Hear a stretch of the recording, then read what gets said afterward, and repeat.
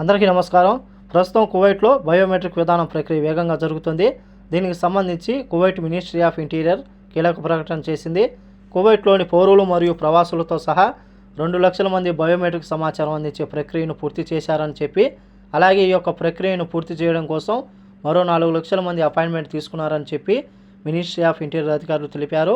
ఇప్పటి వరకు 20 లక్షల మంది కువైట్ ప్రజలు ఈ యొక్క బయోమెట్రిక్ విధానాన్ని పూర్తి చేయగా, మరొక 4 లక్షల మంది అపాయింట్మెంట్ తీసుకుని బయోమెట్రిక్ విధానాన్ని పూర్తి చేసేందుకు వేచి ఉన్నారని చెప్పి, నిర్దిష్ట గడువు కంటే కువైటీలు మరియు ప్రవాసులందరికీ బయోమెట్రిక్ ఫింగర్ ప్రింట్ ప్రక్రియను పూర్తి చేయడానికి మినిస్ట్రీ ఆఫ్ ఇంటీరియర్ తన యొక్క ప్రయత్నాలను వేగవంతం చేసింది. అలాగే సంబంధిత ఉన్నత వర్గాల సమాచారం మేరకు మిగిలిన వాటి ప్రక్రియను పూర్తి చేసేందుకు మరిన్ని కేంద్రాలు ప్రారంభించాల్సిన అవసరం లేదని చెప్పి, అయితే కేంద్రాల పనివేళలను పొడిగిస్తామని చెప్పి అధికారులు స్పష్టం చేశారు.